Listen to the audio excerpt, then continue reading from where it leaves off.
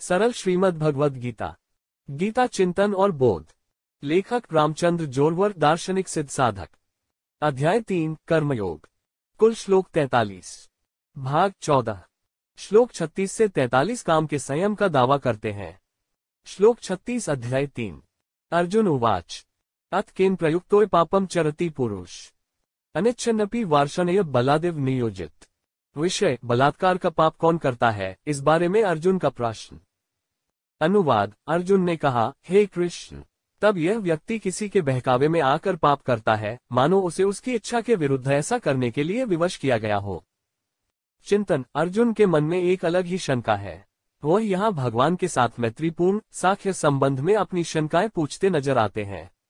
हे भगवान कृष्ण, ऐसा कह रहा है, जब दो मित्रों के पास अधिक साख्य होता है तो वे बिना किसी हिचकिचाहट के एक दूसरे का नाम लेते हैं। इसमें अपमान की कोई बात नहीं है। मित्रता में यह भेद नहीं रहता। जो सच्चे मित्र होते हैं वे अपने दिल के सारे दुख एक दूसरे से बांट लेते हैं।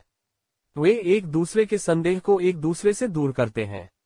इसलिए जीवन में दोस्त कम ही होंगे, लेकिन एक दूसरे को जाने, एक दूसरे के दुखों को साझा करें। सिर्फ स्वार्थ के लिए की गई दोस्ती ज्यादा दिन तक नहीं चलती। वह सच्ची मित्रता तब समाप्त हो जाती है जब वह स्वार्थी हो जाती है। अर्जुन दुनिया भर में घूम चुका है। वे स्वर्ग में इंद्र के दरबार में भी गए हैं। हर जगह उसने पाप के साम्राज्य को परमेश्वर के लोगों और मनुष्यों के बीच फैला हुआ देखा। वह ईश्वर से वही संदेह पूछ रहा है। हे कृष्ण, यदि आप मुझे ज्ञान, धर्म, कर्म के बारे में इतना कहते हैं, तो यह मनुष्य किसकी प्रेरणा से पाप करता है, जैसे कि उसे अपनी इच्छा के विरुद्ध करने के लिए मजबूर किया जाता है। प्रायः मनुष्य के मन में पाप करने की, अपराध करने की कोई इच्छा नहीं होती, लेकिन अचानक एक ऐसी स्थिति आ जाती है जहां व्यक्ति पाप करके मुक्त हो जाता है। उसका खुद पर कोई नियंत्रण नहीं है। वह अपना विवेक खो देता है। साधु, संत, महंत भी कभी कभी परिस्थितियों के कारण पाप करने के लिए प्रलोभित होते हैं। यही वह प्रश्न है जो अर्जुन ने भगवान के सामने उठाया था। कोई तो शक्ति होनी चाहिए जो मनुष्य की बुद्धि को भ्रष्ट कर दे, दिमाग को साफ करता है। उसके बिना ऐसा नहीं होगा। अर्जुन को संदेह है। भगवान उनकी हर शंका का समाधान कर रहे हैं। भगवान इस प्रश्न का भी समाधान करेंगे, क्योंकि उन्हें अर्जुन की चिंता है। उसके साथ मधुर संबंध है। प्रभु उनकी परवाह करते हैं जो उन पर दृढ़ विश्वास रखते हैं और उन पर भरोसा करते हैं। अर्जुन ने खुद को कृष्ण के सामने आत्मसमर्पण कर दिया है, इसलिए उनमें इतनी आत्मीयता, इतना सामंजस्य है। बोध। भगवान किसी की ओर से हमारी देखभाल करने कैसे आएंगे, कहा नहीं जा सकता, लेकिन यह सभी के लिए किसी न किसी रूप में आता है। कभी माँ के रूप में, कभी पिता के रूप में, कभी पति के रूप में, कभी पत्नी के रूप में, कभी मित्र के रूप में, कभी पुत्र या पुत्री के रूप में, राहगीर के रूप में, पड़ोसी के रूप में। वह हमारी सहायता के लिए दौड़ा चला आता है। फिर हमें उसके साथ अपने सुख दुख बांटने चाहिए। वह हमेशा हमें सही रास्ते पर चलने की प्रेरणा देते हैं। समय समय पर मैं तुम्हारी कड़ी परीक्षा लूंगा। हो सकता है कि वह आपकी इच्छा के अनुसार काम न करे, लेकिन वह आपके हित के लिए प्रयास जरूर करेगा। लेकिन उसे पहचानने के लिए हमारे पास दृष्टि होनी चाहिए। यदि ऐसा नहीं होता है तो हम उसे नष्ट कर देंगे और हमारे पैरों पर पत्थर फेंके जाएंगे। आत्मदाह पाप की ओर ले जाता है। श्लोक 37 अध्याय 3। श्री भगवान उवाच कामश क्रोधश रजोगुण समुद्भव महाशनो महापापमा विद्येन में वैरणम। विषय, क्योंकि बलात्कार से पाप करने का कारण काम है। अनुवाद। श्री भगवान ने कहा, रजोगुण से उत्पन्न यह कार्य क्रोध है। वह बड़ा पेटू अर्थात सुखों से कभी संतुष्ट न होने वाला और महापापी है। जान ले कि यह इस विषय में शत्रु है। चिंतन। मनुष्य का स्वभाव 3 प्रकार का होता है, सत्वगुणी, रजोगुणी और तमोगुणी। व्यक्ति का स्वभाव इस बात से तय होता है कि हम कैसा भोजन करते हैं। यहाँ भगवान ने कहा है कि रजोगुण परम पापी है, और हम इसका वास्तविक अनुभव समाज में देख सकते हैं। जो लोग बहुत जिद्दी होते हैं, किसी भी काम से बहुत जुड़े होते हैं, अपनी इच्छा को पूरा करने के लिए किसी भी हद तक चले जाते हैं। इन लोगों के मस्तिष्क का कार्य केंद्र बहुत तीव्र होता है। उस पर उनका दैनिक आहार काम कर रहा है। रजस गुणों का आहार इन्हें ऐसा बनाता है। यह माना जाना चाहिए कि ऐसे दैनिक आहार में कई खाद्य पदार्थ होते हैं। शराब, मांस, तंबाकू, चाय, कॉफी, प्याज, लहसुन महत्वपूर्ण उत्तेजक हैं। यही पदार्थ मनुष्य के रजोगुण को तीव्र करते हैं। दैनिक जीवन में लोग जानबूझकर इन खाद्य पदार्थों का बार बार सेवन करते हैं। इसलिए जैसा अन्न वैसा विचार उक्ति के अनुसार ये लोग तामसिक हो जाते हैं। उन्हें लगातार कुछ न कुछ करने का लगाव होता है। हर बात को बड़ा चढ़ाकर पेश करने की प्रवृत्ति। जैसे उनके विचार भी राजसी होते हैं, वैसे ही उनके मन में क्रोध भी उतनी ही जल्दी उत्पन्न हो जाता है। यह वही विचार है जो मन को पाप की ओर ले जाते हैं। इन लोगों में अत्यधिक लालची प्रवृत्ति होती है। उनका एक स्वार्थी रवैया है कि उन्हें केवल वही चाहिए जो दुनिया में समृद्ध और अच्छा है। उनके दिमाग में लगातार काम के विचार आते रहते हैं, इसलिए ये शीघ्र ही इंद्रियों के अधीन हो जाते हैं और शारीरिक सुखों के लिए उन्मत्त हो जाते हैं। प्रकृति अपना काम करती है। जिस तरह से वह खाता है वह न केवल उसके दृष्टिकोण को आकार देता है बल्कि उसके शरीर में भी बदलाव लाता है। जैसे जैसे कार्य केंद्रों को लगातार उत्तेजित किया जाता है, वैसे वैसे उनके शरीर में काम करने की प्रवृत्ति भी मजबूत होती जाती है। उन्हें संतुष्ट करने के लिए वे पाप करने के लिए प्रलोभित होते हैं। ये किसी को भी कामातुर निगाहों से देखते हैं। यह किसी के भी साथ बलात्कार करने की उनकी प्रवृत्ति को मजबूत करता है। इसके लिए वे कोई भी तरीका अपनाते हैं, उसी को हम पाप मानते हैं। संसार में मनुष्य का सबसे बड़ा पतन है कार्य विकार, इसलिए उससे हमेशा सावधान रहना चाहिए। सात्विक आहार ग्रहण करके धार्मिक कर्मकांड करते हुए इस कार्य को जहां कहीं भी हो सिर दबा देना चाहिए। फिट लोग इसे दूर नहीं कर सकते, इसका कारण उनका आहार है। रजोगुनी आहार इसका मूल है, और जब यह मन पर हावी हो जाता है तो मनुष्य ऐसे दृश्य को देखने को तरसता है। इसमें रुचि है। इसका अर्थ है आग में ईंधन डालना और शिथिलता को बढ़ावा देना। कुछ लोग जानबूझकर ऐसे पदार्थों और नशीले पदार्थों का सेवन करते हैं, इसलिए ये अधिक बिखरे हुए हैं। वह काम छूटने की बजाय फिर भड़क उठता है, फूट पड़ता है। फिर वह पूरा न हो तो मन में क्रोध उत्पन्न होता है। वह क्रोध अनेक पापों को प्रेरित करता है। इसलिए भगवान ने यहाँ स्पष्ट कर दिया है कि शिथिलता का मूल काम में है बोध। आज हम लोगों को लगातार शराब, तंबाकू, चाय, कॉफी, तली भुनी, तैलीय, घी, मसालेदार, बेकरी की चीजें, मिठाई, पिज्जा, बर्गर का सेवन करते हुए देखते हैं। यही कारण है कि ये लोग लगातार अशांत, हिंसक प्रवृत्ति के साथ जीवन जीते देखे जाते हैं। समाज में शिथिलता का मूल कारण इस आहार और लोगों की बदली हुई जीवन शैली है। हर दिन हम उम्र और रिश्ते की परवाह किए बिना रेप की घटनाएं देख और सुन रहे हैं। इसकी वजह है उनका आहार। जैसा वे खाते हैं वैसा ही उनका भाव बन जाता है। अगर पेट हर दिन लगातार उत्तेजक पदार्थों से भरा रहे तो मानव शरीर बदल जाएगा। मनुष्य सत्व गुण के साथ पैदा होता है, लेकिन उसके दैनिक आहार से उसके गुण बदल जाते हैं। जीवन में भोजन का इतना महत्व है, लोग इसे आसानी से नोटिस नहीं करते हैं। इनके परिणाम देखकर लोग समझदार हो जाते हैं, लेकिन परिणाम देखने का अर्थ है कि समय समाप्त हो रहा है। तब तक अनेक पाप किए जा चुके हैं। इसलिए यदि आप उस रास्ते पर जाने से पहले सत्वगुणी भोजन करते रहेंगे तो ये समस्याएं उत्पन्न नहीं होंगी। श्लोक 38 और 39 अध्याय 3। धूमेनाव्रियते वह्निर्यथादर्शो मलेंच यथोल्बेनावृतो गर्भस्तथा तेनेदमावृतम् आवृत ज्ञानमेतेन ज्ञानिनो नित्यवैरिणा कामरूपेण कौन्तेय दुष्पुरिणा निलेंच। विषय वासनापूर्ण शत्रुता द्वारा ज्ञान को आच्छादित करने के दृष्टांतों सहित आख्यान। अनुवाद। जैसे धुएं से अग्नि ढकी रहती है, धूल से दर्पण और वायु से गर्भ ढका रहता है, वैसे ही उस काम से यह ज्ञान ढका रहता है। और हे अर्जुन, यह कामरूप अग्नि जो कभी तृप्त नहीं होती, बुद्धिमान व्यक्ति की शाश्वत शत्रु है। उन्होंने पुरुषों के ज्ञान को कवर किया है। चिंतन। मनुष्य स्वाभाविक रूप से बुद्धिमान है, शुद्ध है, लेकिन वह इन साजिशों से बाधित है। वे उसकी पवित्रता को नष्ट कर देते हैं। वे उसके ज्ञान पर पर्दा डालते हैं। इसीलिए कहा गया है कि शरीर से इंद्रियां प्रबल हैं, इंद्रियों से मन बलवान है, मन से बलवान बुद्धि है। लेकिन काम, क्रोध, मोह, ईर्ष्या, माया और वासना के षड्यंत्र बुद्धि से अधिक प्रबल हैं। इसलिए वे बुद्धि पर हावी हो जाते हैं।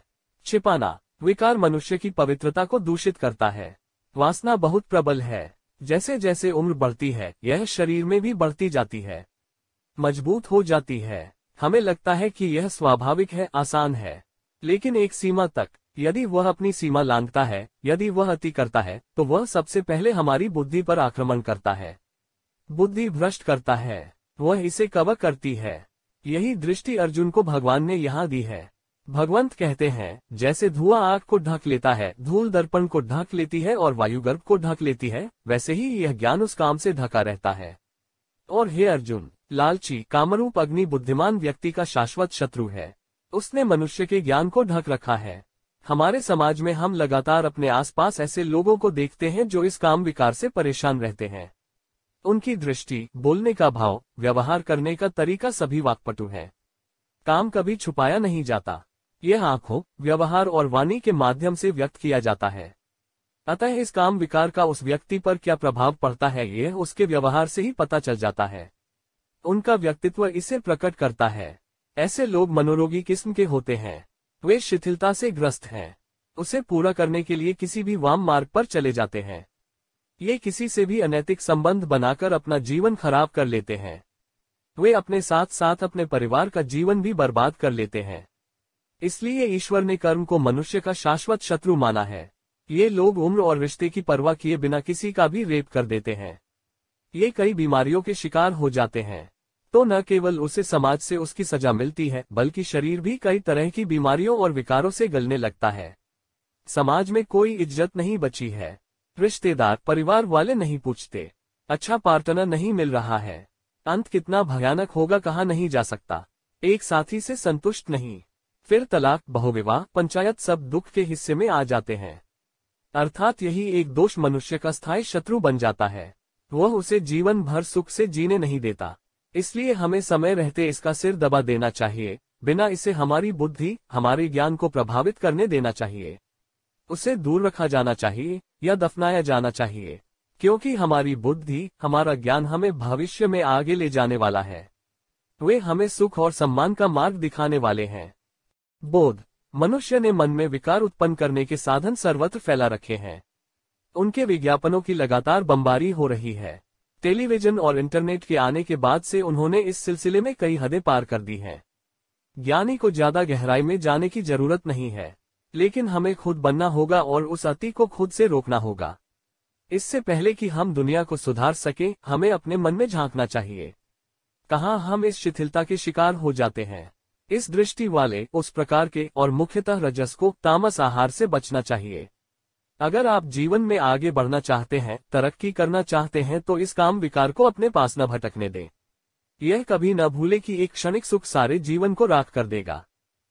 श्लोक 40 अध्याय 3। इंद्रियाणि मनो बुद्धिरस्याधिष्ठान मुच्यते एतर्विमोहयत्येष ज्ञानमावृत्य देहिनम्। विषय, काम के वासस्थानों का कथन। अनुवाद, इंद्रियां, मन और बुद्धि इसके निवास स्थान कहे गए हैं। यह काम मन, बुद्धि और इंद्रियों द्वारा ज्ञान को आच्छादित कर आत्मा को मुग्ध कर देता है। चिंतन, जहर अगर और फैलने लगे तो छटाई नहीं हो सकेगी। इनकी जड़ों को ढूंढकर खत्म करना होगा। यदि कोई रोग शरीर में प्रवेश कर जाता है, तब जब रोग की जड़ का पता लगाना होता है, तभी चिकित्सक उसकी सही दवा दे सकता है। साथ ही यदि यह न पता हो कि काम की जड़ कहाँ है, तो उस काम को जड़ से उखाड़ना संभव नहीं होगा। काम इंद्रियों, मन और बुद्धि में रहता है, उसे वहीं खिलाया जाता है। काम प्रकृति का दैवीय उपहार है। प्रकृति ने जीवन चक्र को जारी रखने के लिए जीवन को काम दिया है। लेकिन यह सृष्टि, प्रकृति, ईश्वर चाहता है कि इसका उपयोग एक निश्चित सीमा तक ही किया जाए। फिर उससे स्वस्थ, बलवान, कुलीन और चरित्रवान लोगों का निर्माण होता है। यदि किसी व्यक्ति का जन्म ऐसे स्वस्थ, बलवान, कुलीन और चरित्रवान माता और पिता से होता है, तो वह व्यक्ति भी स्वस्थ और बलवान दीर्घ जीवन का आनंद लेता है। इसके अलावा पारंपरिक चरित्र की समृद्धि के कारण उसकी सामाजिक स्थिति भी बढ़ जाती है। सारा संसार उस व्यक्ति को कुलवंत कहता है, आदर और सम्मान देता है। यह गुण उसे अपने माता पिता से प्राप्त होता है। लेकिन इसके विपरीत आचरण करने वाले व्यक्ति का चरित्र और सामाजिक स्थिति जीवन भर कभी भी ऊपर नहीं उठती। इसलिए बुद्धिमान व्यक्ति को काम को मर्यादा में रहकर ही प्रयोग करना चाहिए। यह निष्क्रिय नहीं होना चाहिए, तभी उन लोगों के अच्छे बच्चे पैदा होंगे। शुद्ध बीज की उपमा केवल पौधों पर ही नहीं, मनुष्य पर भी लागू होती है। अतः शरीर में इस कार्य की प्रधानता भोजन की ओर से इंद्रियों में बढ़ जाती है। यह इंद्रियों से मन में आता है। ख्याल आया कि विचारों की दिशा एक ही काम में अटक जाती है। बुद्धि के अच्छे विचार भारी पड़ जाते हैं और कमजोर हो जाते हैं। काम विचारों की प्रधानता बढ़ने से वे सद्विचार अंततः लुप्त हो जाते हैं। तब मनुष्य केवल काम के अधीन रह जाता है। वह जहां भी जाएगा, उसके मन में केवल वही विचार होंगे। आत्मा का जन्म परमात्मा को पाने के लिए होता है। इस आत्मा ने परमात्मा का दर्शन पाने के लिए, ब्रह्मांड के निर्माण की उनकी कला को देखने के लिए और फिर से उनमें लीन होने के लिए शरीर धारण किया। जान ले ली पर यह काम शरीर में ही प्रधान हो जाता है। इंद्रियों में मन बुद्धि को परास्त कर देता है और आत्मा को भी मुग्ध कर लेता है। उसे उसके मूल लक्ष्य से दूर कर देता है, भोगता है और बार बार इस ग्रह की विभिन्न योनियों में परिक्रमा करता है। इसलिए यह मनुष्य के हित में है कि वह इसका पता लगाकर उसे हमेशा के लिए मिटा दे। बोध। प्रकृति में सभी सजीवों को काम दिया जाता है, लेकिन मनुष्य ही एकमात्र ऐसा जानवर है जो लगातार इसमें डूबा रहता है। अन्य पशु, पक्षी, पौधे इसे केवल काम के लिए ही महत्वपूर्ण पाते हैं, लेकिन आदमी उसमें डूबा ही रहता है। इसलिए इससे काफी नुकसान होता है। जीवन का मकसद ही बदल जाता है। यदि मन केवल एक ही विचार में अटका रहता है तो कोई प्रगति नहीं होती है। मनुष्य अध्ययन, कला, खोज, उपलब्धि आदि चीजों से दूर हो जाता है। यहीं से उसका पतन शुरू होता है। इसलिए आवश्यक है कि उस काम विकार को ठीक से समझकर मन बुद्धि में उसके वास को उखाड़ फेंका जाए। सोच की दिशा बदलनी चाहिए। अच्छे धार्मिक ग्रंथों को पढ़ना चाहिए, उनका मनन करना चाहिए और उन पर विचार करना चाहिए। ईश्वर में दृढ़ आस्था रखनी चाहिए। हमें जानना चाहिए कि वह हमारे साथ हमारे सभी पाप और पुण्य देख रहा है। इसलिए उनसे प्रार्थना करनी चाहिए और उनका सहारा लेना चाहिए और उनके लिए अच्छे कर्म करने चाहिए। अर्थात मन और बुद्धि की तरह स्वतः ही इनके सहारे कर्म का अस्तित्व इंद्रियों से लुप्त हो जाएगा और हम जीवन में तेजी से आगे बढ़ सकेंगे। हम जीवन में शुद्ध सुख प्राप्त कर सकते हैं। श्लोक 41 अध्याय 3। तस्मात्त्वमिन्द्रियाण्यदो नियम्य भर्तर्षभ पापमान प्रजहि ह्येन ज्ञान विज्ञान नाशनम। विषय, इंद्रियों को वश में करने और काम को मारने की आज्ञा। अनुवाद। तो हे अर्जुन, तुम्हें सर्वप्रथम इंद्रियों को वश में करना होगा और ज्ञान और विज्ञान को नष्ट करने वाले इस महान पाप कर्म को बलपूर्वक मारना होगा। चिंतन। काम को मारने के लिए प्रभु ने यहाँ उपदेश दिया है। काम पहले इंद्रियों में निर्मित होता है। जब बचपन समाप्त होता है और यौवन आता है तो इस यौवन के साथ साथ यह काम भी होश में आ जाता है। तब उसके बारे में विचार मन और बुद्धि में प्रवेश करते हैं। लेकिन उससे पहले विचारों की दिशा बदल दी जाए तो ही इंद्रियों को दबाया जा सकता है, वश में किया जा सकता है। यह वह काम है जो युवक और युवतियों को एक दूसरे की ओर आकर्षित करता है। पुरुष जब किसी सुंदर स्त्री को देखता है तो उसके प्रति आकर्षित हो जाता है। स्त्री जब किसी बलवान, रूपवान, सिद्ध पुरुष को देखती है तो वह उसके प्रति आकर्षित हो जाती है। यहीं पर हमें अपनी बुद्धि का सही उपयोग करना चाहिए। यह बात मान लेनी चाहिए कि यह मोह वासना के कारण ही है। आपके विचारों में इस कामेच्छा वासना की प्रधानता के कारण मन में एक दूसरे के प्रति यह आकर्षण पैदा हुआ है, लेकिन वह विचार आत्मघाती है। कोई भी पुरुष या महिला उतनी आकर्षक नहीं होती जितनी दूर से दिखती है। इसलिए केवल चेहरे के आकर्षण के आधार पर विवाह करने वाले स्त्री पुरुषों के विवाह अधिक समय तक नहीं टिकते अथवा आकर्षण समाप्त हो जाने पर शरीर के भोग के बाद संसार में केवल रुदन शोक ही चलता रहता है। हमारे पूर्वजों ने इस शिथिलता को दूर करने और प्रकृति और ईश्वर के उद्देश्य को पूरा करने के लिए विवाह की अवधारणा बनाई। इसलिए सती सुंदरता की दृष्टि खोए बिना एक अच्छे व्यक्ति से सावधानी से शादी करनी चाहिए, जिसके पास समान नैतिकता हो, जहां जीवन में अनुशासन हो, जिसके पास जीवन के लिए कृतज्ञता हो और एक निश्चित लक्ष्य हो। विवाह की मूल अवधारणा अब टूट चुकी है। चेहरे, पैसे और नाम के आधार पर कई युवक युवतियों की शादी हो जाती है, अन्यथा वे जन्मतिथि के अनुसार अंक मिलाने का प्रयास करते हैं। एक ही दिन, एक ही समय पैदा हुए बच्चों का स्वभाव बहुत अलग होता है। इस बात की कोई गारंटी नहीं है कि कागज पर अंक और अंक मिलाने से मन मिल जाएगा। इसलिए पहले एक दूसरे के मन, आचरण, अनुशासन, लक्ष्य, चरित्र का मिलान करें और फिर साथ आएं। यानी वो अच्छे से सहयोग कर लेंगे और फिर दोनों एक दूसरे के अलावा किसी और की तरफ आकर्षित नहीं होंगे। काम पर जीतने का यह एक तरीका है। दूसरा तरीका, जब हम पहली बार संसार के स्त्री पुरुषों को देखते हैं तो हमारे मन में एक ही भाव होना चाहिए कि यह परमात्मा कितना सुंदर है, यह परमात्मा कितना सुंदर रूप लेकर इस संसार में आया है। अर्थात यदि हम संसार को इस दृष्टि से देखने की निरंतर भावना रखें कि प्रत्येक मनुष्य ईश्वर का ही रूप है, तो मन में पाप उत्पन्न होने का प्रश्न ही नहीं उठेगा। आपको यह भी याद नहीं होगा कि यह कौन था और इसे कैसे किया गया था। इसलिए यदि आपकी कर्मेंद्रियां कामुक नहीं होंगी तो उन्हें वश में रखने का प्रश्न स्वतः ही समाप्त हो जाएगा। आगे भगवान ने इसके दुष्परिणाम बताए हैं।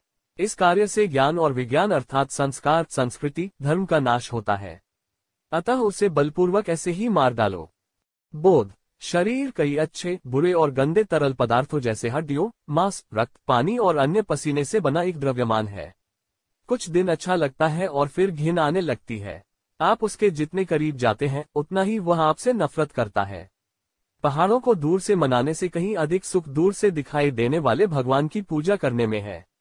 या तो दुनिया के आकर्षक लोगों को भगवान के रूप में बहुत उच्च भाव से देखना चाहिए, या यह सोचना चाहिए कि उनके शरीर ऊपर की तरह कैसे हैं, फिर किसी के प्रति आकर्षित नहीं होंगे।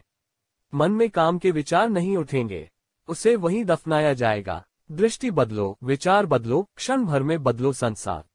श्लोक 42 अध्याय 3। इंद्रियाणि पराण्यहुरिन्द्रियेभ्यः पर मन। मनसिस्तु परा बुद्धिर्यो बुद्धे पर तस्तु स। विषय, इंद्रियों, मन और बुद्धि पर आत्मा की सर्वोच्च श्रेष्ठता। अनुवाद, इंद्रिय स्थूल शरीर से परे श्रेष्ठ, शक्तिशाली और सूक्ष्म कही गई है। मन इन इंद्रियों से परे है, बुद्धि मन से परे है, और जो बुद्धि से परे है वह आत्मा है। चिंतन, मोटे तौर पर बोलते हुए हम केवल अपने शरीर के बारे में सोचते हैं। बहुत से लोग यह भी नहीं जानते कि शरीर से परे एक और सिद्धांत भी है। तो उनका जीवन एक यंत्र की तरह हो जाता है। जीवन यांत्रिक रूप से चलता रहता है, जैसे खाना, पीना, उठना, बैठना, रहना आदि।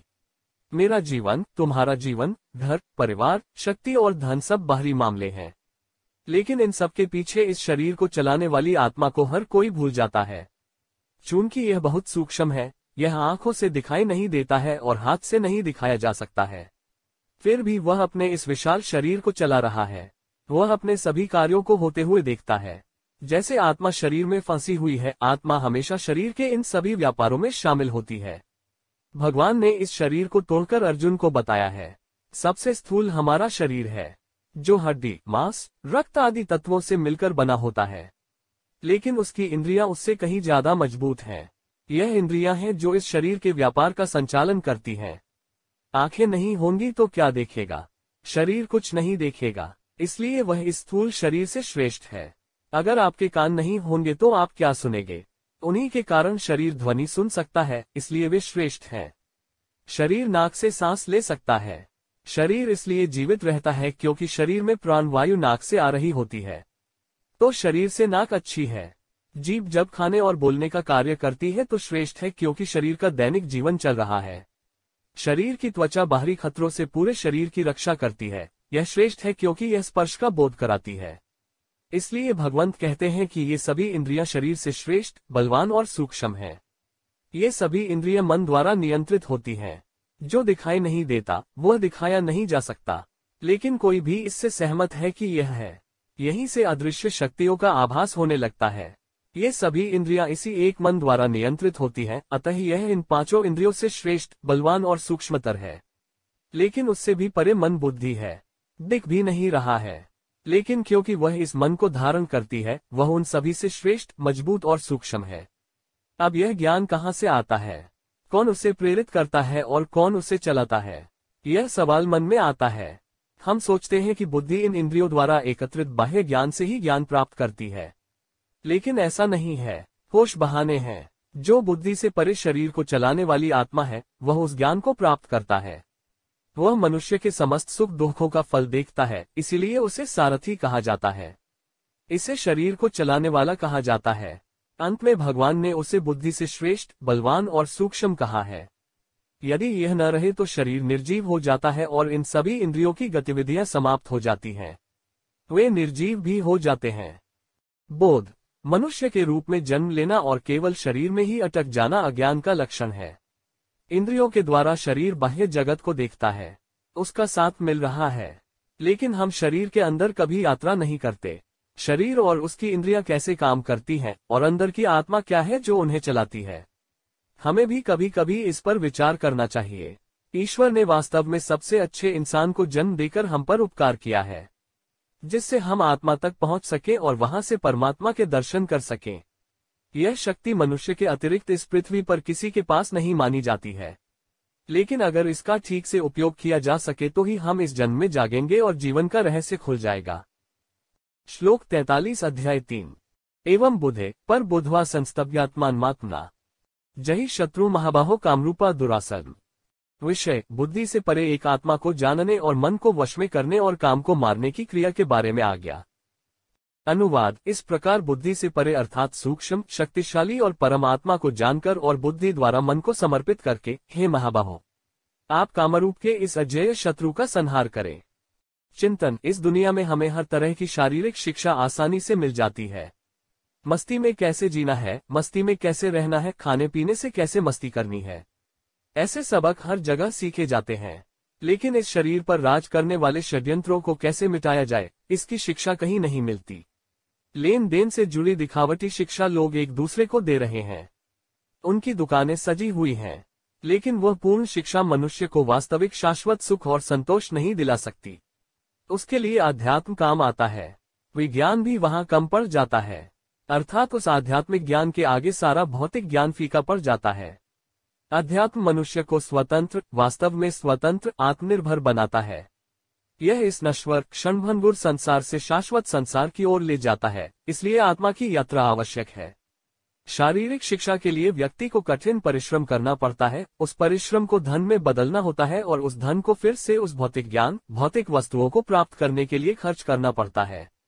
यानी ऐसी बेमतलब की चीजों को हासिल करने में ही जिंदगी बीत जाती है। अध्यात्म में श्रम कम होता है। ध्यान में कदम दर कदम आत्मा तक उतरना होता है। यह यात्रा हमारे जीवन की एक बहुत ही महत्वपूर्ण यात्रा है, क्योंकि अगर हम यह यात्रा नहीं करते हैं तो हमें वापस जाने का रास्ता नहीं पता चलेगा। इस पर वापस आना होगा कि शरीर से लेकर बुद्धि तक श्रेष्ठ तत्वों को ढकने वाले षड्यंत्र भी इधर उधर भटक रहे हैं। मौका मिलते ही वे शरीर पर कब्जा कर लेते हैं।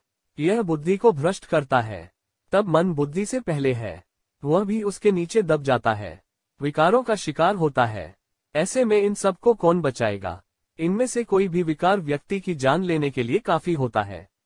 काम सबसे प्रबल विकार है, उसे अच्छे से दूर नहीं किया जा सकता है। संसार में मनुष्य का सबसे बड़ा नुकसान काम कर रहा है, इसलिए भगवान ने यहाँ अर्जुन को उसका उपाय सुझाया है। प्रभु कहते हैं, हे महाबाहो, एक परम शक्तिशाली और सूक्ष्म आत्मा है, यह जानकर और ज्ञान के द्वारा मन को समर्पित कर दो। आप कामरूप के इस अजेय शत्रु का संहार करें। तो इस उल्टी यात्रा को आत्मा से शरीर तक शुरू करें। बोध। जो आत्मा साक्षात्कार प्राप्त कर लेते हैं, अर्थात जो अपनी आत्मा के प्रति निरंतर जागरूक रहते हैं, वे इन सांसारिक सुख दुखों से विरक्त हो जाते हैं। वे संतुष्ट हैं, शांत हैं। इन साजिशों की मात्रा उन पर काम नहीं करती है, क्योंकि उनकी बुद्धि और विचार शुद्ध होते हैं। षड्यंत्रों से विचार अर्थात बुद्धि भ्रष्ट होती है। ऐसे में हमें आत्मा की मदद मिल सकती है। आत्म जागरूकता का अर्थ है मन को ऐसे विकारों से बचाना, विचारों को शुद्ध रखना। विकार भयानक हैं। हम लगातार देख रहे हैं कि दुनिया में लोग इसके परिणाम कैसे भुगतते हैं। लेकिन यदि इस शिथिलता को सिर उठाने नहीं देना है तो इस संसार में सबसे पहले आत्मज्ञान प्राप्त करना अत्यंत आवश्यक है। और वह ज्ञान श्रीमद्भगवद गीता में अर्जुन की ओर से भगवान द्वारा हमें स्वतंत्र रूप से उपलब्ध कराया गया है। अभी तक हमने श्लोक 36 से 43 में काम के संयम के दावे के विषय को समझ लिया है। यहाँ श्रीमद्भगवद गीता का कर्मयोग नामक तीसरा अध्याय पूर्ण हुआ। श्री कृष्णार्पणमस्तु।